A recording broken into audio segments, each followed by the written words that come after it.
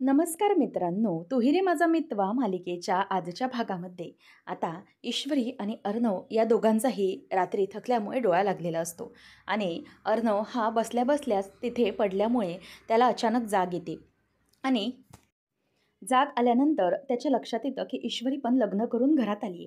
त्यामुळे तो मागे वळून बघतो, तर ईश्वरी बसल्या जागीच तीही पडून तिथे झोपी गेलेली असते आणि तीही थकल्यामुळे तिचा डोळा लागलेला असतो. खरं तर ईश्वरी ही खूप रडलेली असते, त्यामुळे तिला हा त्रास होत असतो. म्हणूनच आता अर्णव हा विचार करतो की मी सिंदूर झोपली आहे आणि किती दमलेली दिसते ती. त्यामुळे तो पटकनच तिला स्वतः अंगावर पांघरून घालतो आणि त्याला आठवतं, ईश्वरी त्याला म्हणालेली होती की तुम्ही मला फसवलंय, हे सगळं ना मुद्दाम केलंय तुम्ही आणि हे लग्न मला मान्य नाही आहे. या सगळ्या गोष्टी आता अर्णवला आठवत असतात आणि ते आठवत असताना त्याला खूप त्रास होत असतो आणि तो विचार करतो की मी सिंदूर, जे काही घडलंय त्यामध्ये मी तुला खरंच फसवलं नाही आहे. विश्वास ठेव माझ्यावर. हे सगळं जे काही झालंय ना, ते मी तुझ्यासाठी केलंय, फक्त तुझा विचार करून. आणि तुला त्या राकेशच्या तावडीतून सोडवण्यासाठी मी हे सगळं केलंय. असा विचार अर्णव करत असतो. नंतर मग आता अंजली ही सारखी फोन ट्राय करत असते. सकाळ होते तरीही फोन लागत नाही आहे. राकेशचा काही फोन नाही म्हणून ती घाबरलेली असते. त्यावेळेला मामा येतो आणि म्हणतो की "अगं अंजली, काय झालं?" तेव्हा ती म्हणते की "मामा, बघ ना, अजूनही यांचा काही फोन वगैरे नाही आहे." "अरे, फोन केलं तर फोन कट करत होते आणि काही वेळा तर फोनही उचलत नाही आहेत. काय करायचं मला काहीच समजत नाही आहे. चिंटूचं लग्न झालं आहे." मग मला असं वाटतंय की त्यांना असं वाटत असेल की आज लावण्याचं आणि चिंटूचं लग्न आहे. खरं तर कालच चिंटूचं आणि ईश्वरीचं लग्न झालं आहे, हे पण त्यांना माहिती नाही आहे. तेव्हा मग मामा मनातल्या मनातच विचार करतो की आता तो इथे फिरकणार पण नाही, कारण त्याला कळलं असणार. तेव्हा मग आता लगेच तो म्हणतो की "अगं अंजली, कशाला काळजी करतेस तू? अगं काळजी करण्याची काही गरज आहे का? आणि जावई बापूंचं आज हे काही नवीन आहे का? मला सांग, अगं या अगोदर पण ते तसेच वागायचे. म्हणजे अचानक कुठेतरी कामानिमित्त त्यांना जायला लागायचं आणि मग ते जायचे ना, मग उगीच तू कशाला या गोष्टीचा विचार करतेस?" तेव्हा मग ती म्हणते की "मामा, पण निदान सांगून तरी जायचं ना. फोन उचलत नाही, काय नाही. माणसाला कसं कळणार? जीवाला घोर लागतो ना." तेव्हा मग मामा म्हणतो की "हो, तू आता नको काळजी करूस. मी आहे ना, मी बघतो काय करायचे ते. आणि आता सध्या तू तुझ्या पोटातल्या बाळावर आणि स्वतःच्या तब्येतीवर लक्ष दे. समजलं? तिथे काही हयगय होता कामा नये आणि नको आता काळजी करूस. होईल सगळं व्यवस्थित बघू आणि एक छानशी स्माईल दे बघू आता. दे एक छानशी स्माईल." असं म्हणून तो तिला हसायला लावतो आणि ती थोडंसं तात्पुरतं का होईना नाईलाजाने हसते. परंतु मग मामा म्हणतो की "हे बघ, एक गोष्ट लक्षात ठेव. काही झालं तरीही तू आता त्या गोष्टीचा विचार करू नकोस. तुला त्याचीच चिंता वाटते ना, की जावई बापूंचं काय झालं असेल? नको काळजी करूस. मी जातो आणि येत्या तासाभरामध्ये जावई बापूंचा शोध घेतो. कुठे आहेत ते बघतो. मग तर झालं." असं म्हणून आता तो तिला शांत करतो आणि अंजली मामाच्या अशा बोलण्याने तिला जरा धीर मिळतो म्हणून ती गप्प बसते. नंतर आता इथे ईश्वरीचा खूप गाढ डोळा लागलेला असतो आणि अचानक तिला सकाळी जाग येते आणि ती आजूबाजूला बघते, तर तिथे ती अर्णवच्या रूममध्ये असते आणि उठून बसते आणि उठून बसल्यानंतर अर्णव आजूबाजूला कुठेच दिसत नाही. ती इकडे-तिकडे बघते, परंतु तो कुठेच नसतो.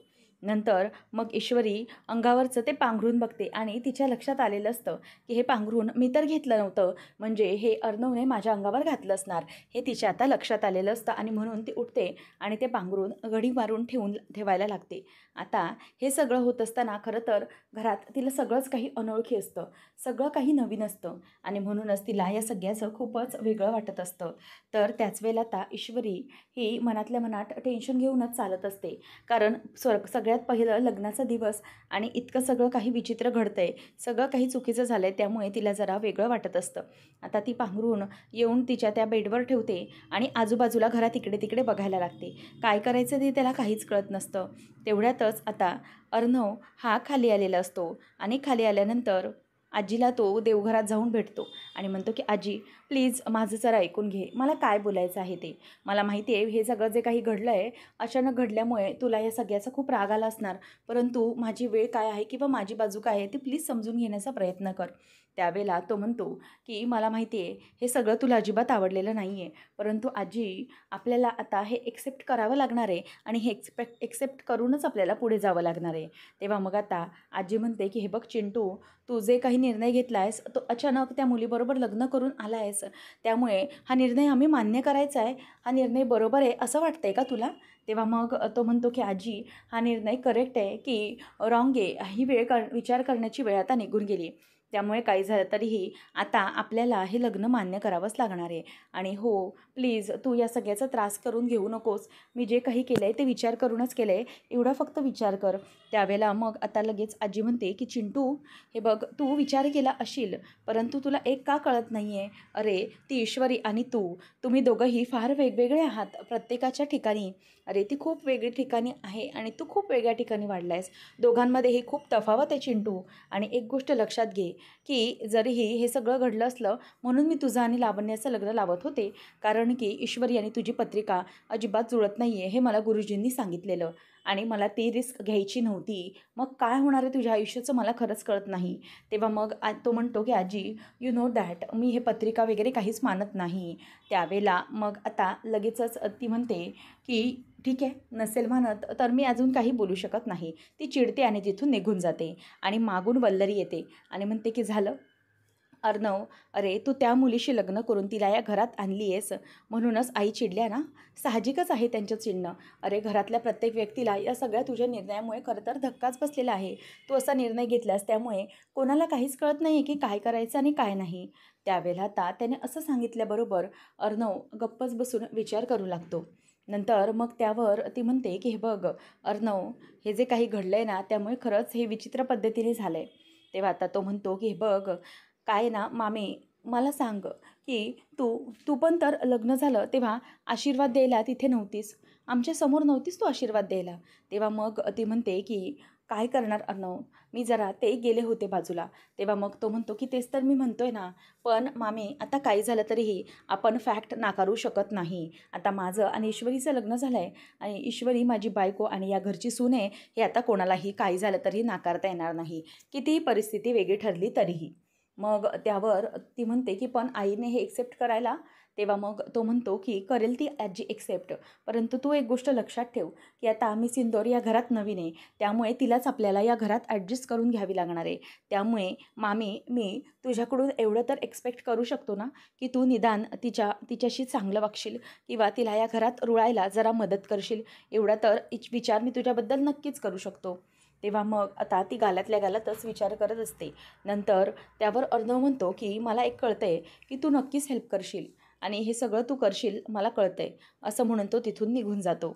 त्यावेळेला मग वल्लरी विचार करते की नक्की हा काय बोलून गेला मला, म्हणजे हा टोमणा होता, धमकी होती, की खरंच हे सगळं तो मला मनापासून बोलून गेला की मी त्या ईश्वरीला इथे घरात रुळायला मदत करेन. अजिबात नाही. या उलट या ईश्वरीला घराबाहेर कसं काढता येईल ना, हे सगळं मी ठरवणार आहे. असं आता ती बोलल्याबरोबर ती दॅट इज दॅट असंही तिच्या बोलण्याप्रमाणे नेहमीसारखं बोलून दाखवते आणि ईश्वरी या घरात राहायलाच नको ही खरं तर तिची इच्छा असते. त्यानंतर आपल्याला पाहायला मिळतं की अर्णव मिस इंदौर अशी हाक मारत रूममध्ये तिला शोधत असतो आणि मग तो विचार करतो की मिस इंदौर कुठे असेल. तेव्हा ईश्वरी ही खिडकीजवळ येऊन उभी राहिलेली असते आणि ती खिडकीतून बाहेर काहीतरी बघत असते आणि खरं तर तिच्या डोक्यामध्ये विचारांचं वादळ असतं की कसं करायचं, काय करायचं, इथे सुरुवात कशी करायची, हे सगळं अचानक झाल्यामुळे तिलाही काही सुचत नसतं. त्यानंतर मग अर्णव येतो आणि अर्णव तिला बोलत असतो की मिस इंदौर, हे घे, तुझी पर्स तिथेच आपल्या कारमध्ये राहिली होती. तेव्हा ती जाते आणि त्याच्या हातातून पटकन ती पर्स खेचून घेते आणि त्याच वेळेला मग अर्णव आता तिच्याकडे बघत असतो आणि ईश्वरीला तो म्हणतो की तुला फ्रेश व्हायचं असेल ना, तिकडे बाजूला वॉशरूम आहे, तिथे तुला जाऊन फ्रेश व्हायचं तर होऊ शकतेस आणि चेंज वगैरे करू शकतेस. मग नंतर आता अर्णव म्हणतो की आय नो तू खूप थकली असशील, त्यामुळे तिकडे जा, सगळं टॉयलेट एरिया तिकडे. तेव्हा मग आता ती त्याच्याकडे बघायलाच लागते की काय काय बोललात तुम्ही. तेव्हा मग तो म्हणतो की टॉयलेट एरिया. तेव्हा आता ती त्याच्याकडे प्रश्नार्थक नजरेने बघतच राहते. तेव्हा मग अर्णव तिला म्हणतो की शॅम्पू, सोप, टूथपेस्ट हे सगळं तिकडे, हँडवॉश सगळं तिकडे त्या दिशेने. आणि हो, कोलगेट जी आहे ना, ती टूथपेस्ट ही मिररच्या मागच्या बाजूला आहे आणि हो तिथेच मी सगळी ते ठेवली आहे आणि जर तुला काही प्रॉब्लेम आला तर कॉल मी तुला सांगेन सगळं. तेव्हा ती ठीक आहे, जा तुम्ही इथून, असं त्याला म्हणते. तेव्हा मग तो म्हणतो सगळे जे युजेस आहेत ते जेंट्स आहेत, मी बाकीचे लेडीजचे बघतो. हां, आणि बाकी काही तुला हवं आहे का. तेव्हा ती म्हणते की मोबाईल हवा आहे मला, मोबाईल बंद झाला आहे, स्विच ऑफ झाला आहे, चार्जिंग करायची, चार्जर हवा आहे. तेव्हा मग तो म्हणतो की लाईफच स्विच ऑफ झालं आहे आणि ते आता रिस्टार्ट करायला हवं आहे नव्याने.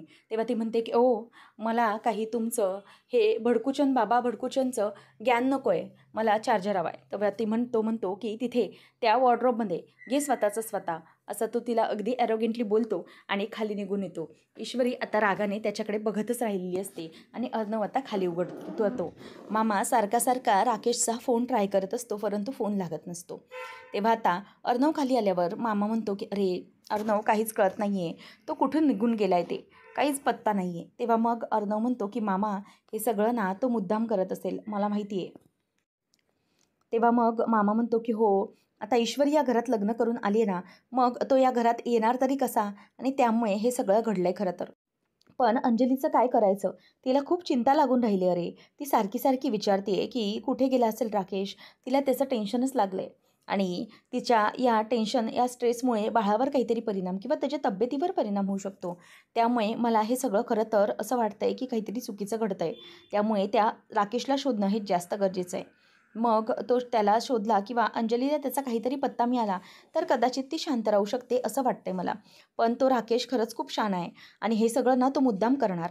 तो समोर पण येणारच नाही, कारण त्याला माहिती आहे की या सगळ्याने अंजली स्ट्रेसमध्ये येईल आणि तिला त्रास होईल, आणि तिला त्रास होईल असं आपण काही करू देणार नाही ना, हे त्याला माहिती आहे. म्हणून हे सगळं तो मुद्दाम करतोय. या प्रकारे तो अंजलीला खरं तर त्रास देण्याचाच प्रयत्न करतोय. मला कळलं हे सगळं. तेव्हा मग आता लगेच मामा म्हणतो की हे बघ अर्णव, मला तर एकच गोष्ट कळते की सध्या तरी ना या गोष्टीवर फोकस केलं पाहिजे. अंजलीला कसं शांत करता येईल ना, या गोष्टीकडे नजर ठेवली पाहिजे. तेव्हा मग आता अर्णव म्हणतो की हो मामा, तुझं बरोबर आहे. हे सगळं तर ना तो मुद्दाम करतोय, परंतु तो चेकमेट झाला आहे ना, आणि ही हार त्याला सहन झाली नाही आहे. त्यामुळे बसला असेल कुठल्या तरी बिळात लपून. मला माहिती आहे तो कुठेतरी लपला असेल हे नक्कीच. परंतु किती काही झालं तरीही मामा त्याला बिळातून बाहेर हे यावंच लागणार आहे आणि त्याला सगळ्यांच्या प्रश्नांची उत्तरही द्यावी तर लागणारच आहेत. आपण काही केलं तरी त्याचा शोध घ्यायचाच आहे, असं आता मामाला अर्णव सांगत असतो. नंतर अर्णव हा रूममध्ये येतो आणि विचार करतो की मिस इंदोर आता फ्रेश व्हायला गेली आहे, तर तिचे कपाटात कपडे वगैरे सगळे व्यवस्थित लावले गेले पाहिजेत, म्हणजेच तिला वॉर्डरोबमध्ये जागा करून दिली पाहिजे ना. म्हणून तो आता विचार करतो की मी कपाटात ईश्वरीसाठी जागा तयार करून ठेवतो, जेणेकरून ती तिचे थोडेफार का होईना कपडे तिथे अरेंज करू शकते. म्हणून अर्णव तिथून कपाट उघडतो आणि कपाट उघडून तो स्वतःचे कपडे सगळे एका साईडला व्यवस्थितपणे लावून ठेवत असतो. तेवढ्यातच आता तिथून बाथरूममधून ईश्वरी अगदी पूर्ण काठोकाठ भिजलेली बाहेर येते. तेव्हा मग अर्णव तिथे बघतो आणि म्हणतो की मिस इंदोर, हे काय सगळं, आणि तू भिजली कशी, आणि तुमच्यात असं अंगावर कपडे ठेवून अंघोळ करून घेतात का? तेव्हा मग ईश्वरी खूप चिडते आणि म्हणते की तुमचं ना सगळं काही नवलच आहे. अहो तुम्ही सगळं मुद्दाम केलं ना, मला सांगा. तेव्हा अर्णव म्हणतो की काय काय केलं मिस इंदोर, व्हॉट हॅपन?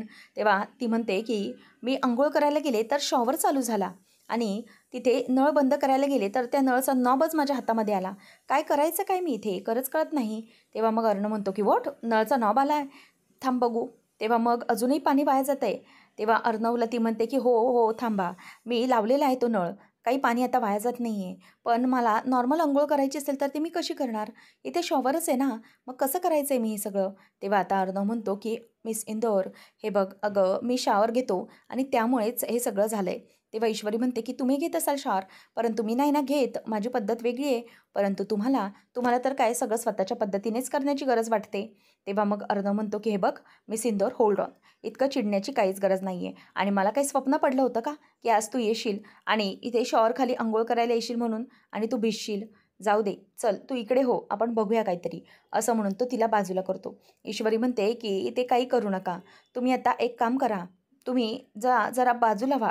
तेव्हा मग तो म्हणतो की मिस इंदोर, अगं तुझ्यासाठी टॉल बघतो मी, अगं भिजलीस तू किती, बघ किती भिजलीस, त्यासाठी तुला कपडे तर चेंज करावे लागतीलच ना. तेव्हा मग ईश्वरी म्हणते की कपडे, अच्छा म्हणजे कपडे चेंज करावे लागतील असं वाटतंय तुम्हाला? हो, तुम्ही बाबा भडकूचंद आहात ना, मला काय आकाशवाणी झाली होती का की काय बाबा भडकूचंद बरोबर माझं आज लग्न होणार आहे आणि म्हणूनच मी 3-4 बॅग भरून इथे आली आहे ना, म्हणजे ओले कपडे झाले की लगेच बदलायचे, आणि म्हणूनच मी इतके चांगलेच छान छान कपडे घेऊन तुमच्या घरात आली होती. मला स्वप्न पडलं होतं की तुमच्याशी लग्न करून मी या घरात येणार आहे.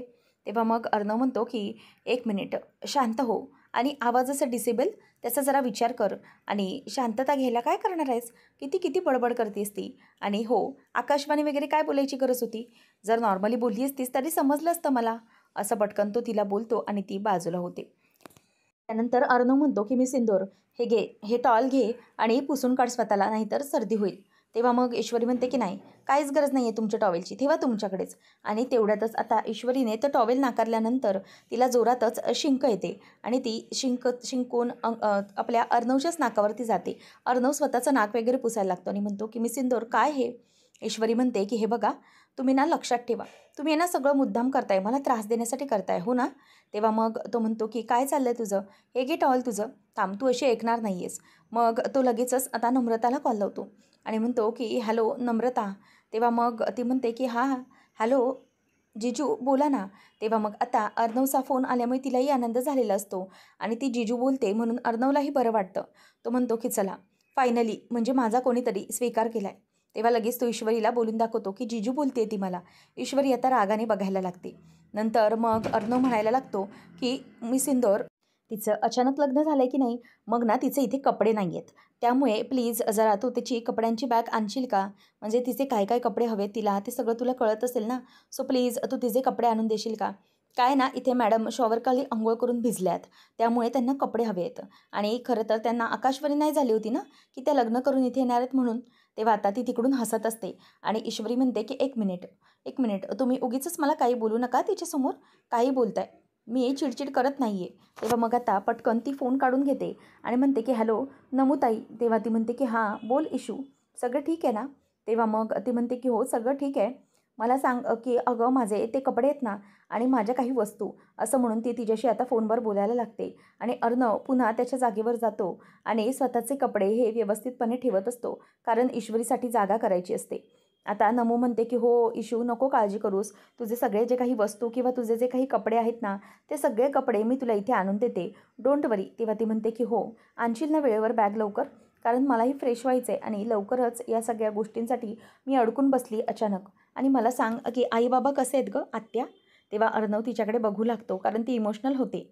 आणि नंतर नमू म्हणते की हे बघ इशू, इथे ना सगळं एकदम बढिया आहे, सगळेजण व्यवस्थित आहेत, तू अजिबात काळजी करण्याची गरज नाही आहे आणि बाबा पण ठीक आहेत, त्यामुळे घाबरू नकोस. आणि हो तू आता हे गोष्ट लक्षात घे की जे काही घडलं आहे त्याचा आपल्या सगळ्यांना स्वीकार करावा लागणार आहे, त्यामुळे तू आता नको घाबरूस, सगळं काही व्यवस्थित होईल, असं ती आता नमू तिला बोलून दाखवते. आणि नंतर त्याच गोष्टीचा विचार करत तिथेच राहते. तर इथे अजूनही अंजली गप्पच बसलेली असते, ती खूप दुःखात असते. मामा येतो आणि विचार करतो की I am very sorry Anjali, मला हे सगळं करावं लागेल, तुझ्याशी आज मला खोटं बोलावे लागेल. तर इथे नमू खूपच खुश असते आणि म्हणते की वा, म्हणजे लग्नाची सुरुवात भांडणाने झाली आहे, एकदम मस्त बढिया, असं म्हणून ती खुश होत असते. आणि नंतर अंजली शांत बसलेली असताना मामा तिच्याकडे बघत बसतो आणि विचार करतो की सॉरी बाळा, कारण मला तुझ्याशी खोटं बोलावं लागणार आहे, फक्त तुझ्या चांगल्यासाठी. मामा आता अंजलीकडे बघतच येतो आणि म्हणतो की अगं हां हॅलो जावई बापू, ठीक आहे तुम्ही आहात ना, सुखरूप आहात ना? ठीक आहे बला हे घ्या अंजलीशी बोला. परंतु तेवढ्यातच तो हॅलो हॅलो, अहो तुमचा आवाज येत नाही, कुठे आहात तुम्ही, हॅलो, असं आता तो बोलायला लागतो आणि फोन कटच होतो. मुद्दाम हे सगळं केलेलं नाटक असतं. तेव्हा मग आता लगेच ती म्हणते की हे काय मामा, अरे ते कुठे आहेत आणि त्यांनी तुला का फोन केला, मग मला काय नाही कळवलं आहे? तेव्हा मामा म्हणतो की अगं तुझा फोन लागत नव्हता म्हणून त्यांनी मला फोन केला. अगं ॲक्च्युली काय झालं, मी तुला सांगितलं होतं ना, कोणाचा तरी फोन आला असेल आणि पळाले असतील ते. अगं ती मागे माहिती आहे डोंगरात भागातली केस होती, त्या वस्तीतल्या शेतकऱ्यांची केस, आणि अचानकच त्यांना त्याबद्दल काल कॉल आला होता आणि म्हणूनच ते काल अचानक अर्जंट त्या कामासाठी निघून गेले. आणि तिथे गेल्यानंतर त्यांच्या लक्षात आलं की त्यांच्या मोबाईलची बॅटरी डाऊन झाली आहे आणि फोन स्विच ऑफ झाला. कसं बसं त्यांनी फोन चार्ज केला आणि आत्ता मला त्यांनी फोन लावला आहे, कारण मी त्यांना सारखा सारखा कॉल करत होतो म्हणून. आणि मग आता नको काळजी करूस, मिटली ना चिंता आता, म्हणजे आपल्याला निदान कळलं आहे तरी की जावई बापू जिथे गेलेत तिथे ते सुखरूप आहेत आणि कुठल्या कामासाठी गेलेत तेही समजलं आहे. त्यामुळे आता अजिबात काळजी करण्याची गरज नाही आहे, सगळं काही होईल व्यवस्थित, अजिबात चिंता करू नकोस, आलं लक्षात तुझ्या? तेव्हा मग आता असं म्हटल्याबरोबर मामा हा तोच विचार करू लागतो की तू आता घाबरण्याची गरज नाही आहे, सगळं नीट झालं आहे ना आता. आता तर जावई बापूंची खबर समजली, येतील ते 3-4 दिवसांमध्ये 3 ते 4 दिवसात परत. मग तो म्हणतो की अगो आता आपल्या घरात नवीन लग्न झालं आहे, पुढच्या गोष्टी करायला नकोत की नाही? कालच आपण बोललो ना की सगळ्या गोष्टी नॉर्मल व्हायला हव्यात. मग आता ईश्वरी आणि अर्णवच्या लग्नानंतरचे नवीन वरवधूचे लग्न खेळ करायला नकोत का? तेव्हा मग ती म्हणते की हो करूया ना आपण, आणि ती खुश होते. मग त्यावर तिला तो म्हणतो की पण आता आई. तेव्हा ती म्हणते की डोंट वरी, मी आजीशी बोलून बघते, ऐकेल ती माझं. असं म्हणून अंजली नॉर्मल झालेली असते आणि ती बाहेर जाते. नंतर मग अर्णव ईश्वरीला मिस इंदोर, हे बघ तुला त्रास होईल त्यामुळे सांगतोय की प्लीज तू स्वतःचे कपडे वगैरे चेंज करून घे. हे सगळं काय आहे? जोपर्यंत तुझे कपडे नम्रता घेऊन येत नाही ना तोपर्यंत हे कपडे घे, यू कॅन चेंज. तेव्हा म्हणते की काय तुमचे कपडे? अजिबात नाही, मी अजिबात हे सगळं काही वेअर करणार नाही. तेव्हा मग आता ती टॉवेल आणि कपडे दोन्ही अर्णवच्या अंगावर पुन्हा टाकून देते आणि म्हणते की घ्या तुमचं तुम्हालाच, मी काही कपडे चेंज करणार नाही. तेव्हा मग आता तो म्हणतो की तू ना अशी ऐकणार नाहीस, आणि टॉवेल तिच्या मानेभोवती गुंडाळतो आणि तिला पुढे ढकलतो. तेव्हा मग ईश्वरी म्हणते की हे काय तुमचं, हे काय वागताय तुम्ही? तेव्हा मग तो म्हणतो की एखादं लहान मूल ज्याला आपण बोललेलं समजत नसेल ना त्याच्याशी कसं वागलं जातं ना तसंच मी वागतोय, तू कारण हट्टी एका लहान मुलासारखी वागतेस आणि ते मला अजिबात सहन होत नाही आहे. आणि हो, मला तुझी काळजी वाटते त्यामुळे मी सगळं बोलतोय, कळलं ना? तेव्हा मग आता ईश्वरी म्हणते की काळजी? हो, तुम्हाला काळजी वाटते, कसली? तेव्हा मग अर्णव म्हणतो की हो मला माहिती आहे की काळजी वाटते मला, म्हणून मी तुला म्हणतोय की हे कपडे आता तू चेंज करून घे, समजलं? मी बाजूला जातोय, तू कपडे चेंज कर. असं म्हणून आता ईश्वरी ही सगळे कपडे त्याच्या हातातले घेते आणि गप्प बसलेली असते. आणि नंतर तिला आठवतं की अर्णवने ऑफिसमध्ये पहिले असताना कशाप्रकारे स्वतःचाच ब्लेझर ईश्वरीला दिलेला असतो आणि miss Indore please cover your self असं तो तिला आता म्हणालेला असतो. आणि ते सगळं आता तिला चिडून चिडून आठवतं. अर्णवची आठवण रागात का होईना तिला आलेली असते आणि ती त्याच्याकडे अगदी रागाने बघत असते. पुढच्या भागामध्ये आपण पाहणार आहोत सगळ्यांसाठी नाश्त्यासाठी ईश्वरीने अगदी इंदोरी स्टाईलने समोसे बनवलेले असतात आणि सगळेजण ते नाश्त्याला बसलेले असतात. त्यावेळेला आता आजी म्हणत असते की अर्णवने पण त्याच्या वडिलांसारखंच केलेलं आहे असं दिसतंय मला. तेव्हा मग आता वल्लरी म्हणते की म्हणजे जसं अर्णवच्या वडिलांनी आपल्या सगळ्यांना फसवलं होतं आणि ते आपल्याला फसवून असं वागले, म्हणजे तसंच अर्णवने केलं आहे असं म्हणायचं आहे का तुम्हाला आई? असं आता म्हणजेच सात्विका ताईला फसवलं आणि आपल्याबरोबर असे वागले, म्हणजे असंच तुम्हाला म्हणायचं आहे का? असं ती आता आजीला विचारते. आणि अर्णव हे सगळं लांबूनच ऐकत असतो आणि हे ऐकून त्याला खरं तर खूपच वाईट वाटतं. परंतु आजी आता वल्लरीच्या त्या प्रश्नावर काहीच उत्तर देत नाही, कारण अर्णव त्या प्रकारे वागलेला नाही आहे हे आजीला अगदी व्यवस्थित माहीत असतं आणि अर्णव रागानेच त्यावेळेला त्या सगळ्यांकडे अगदी बघत असतो. त्यानंतर आपल्याला पाहायला मिळतं की राकेश हा नम्रताला म्हणत असतो की अहो नम्रताजी, तुम्ही तिथे का जाताय? तुम्हाला कळतं आहे का? तो अहो अर्णव अजिबात चांगला माणूस नाही आहे, खरंच खूप चुकीचा आहे तो. त्यावेळेला तुम्ही हे सगळं का करताय? त्याने मुद्दाम आपल्या ईश्वरीला फसवलं आहे, त्यांच्यासोबत ईश्वरींसोबत फसवून लग्न केलं हे का कळत नाही आहे तुम्हाला सगळ्यांना? फसवलं आहे त्याने आपल्याला. तेव्हा मग ईश्वरीला असं बोलल्यामुळे लगेच नम्रता म्हणते की ठीक आहे, तुम्हाला तसंही इशूला जाब विचारायचा आहे ना, हे सगळं तिने का केलं, कशासाठी केलं याचा जाब तुम्हाला विचारायचा आहे ना? ठीक आहे, चालेल. मग आता ना मी इशूच्या घरीच चाललेली आहे तिला कपडे द्यायला, मग तुम्ही पण माझ्यासोबत या आणि मग तुम्ही इशूशी बोला, हवं तर तिला तुम्ही जाब विचारू शकता. असं आता बोलल्याबरोबर राकेशची बोलती बंद होऊन जाते, कारण त्याला माहीत असतं की जर तो तिकडे गेला तर पूर्णपणे वाटच लागून जाईल. आणि म्हणूनच आता तो काही कारण केल्या तिकडे जायला तयारच होणार नाही. आणि तो तिकडे जाणार नाही त्यामुळे काही झालं तरी अंजलीचे गैरसमज हे घरातले कसे दूर करणार आणि ईश्वरीचे लग्नानंतरचे ईश्वरी अर्णवचे खेळ कशाप्रकारे रंगणार आहेत हे पाहणं अगदी इंटरेस्टिंग ठरणार आहे. तोपर्यंत अशाच मालिकांचे अपडेट जाणून घेण्यासाठी आजच आपल्या चॅनलला सबस्क्राईब नक्कीच करा. धन्यवाद.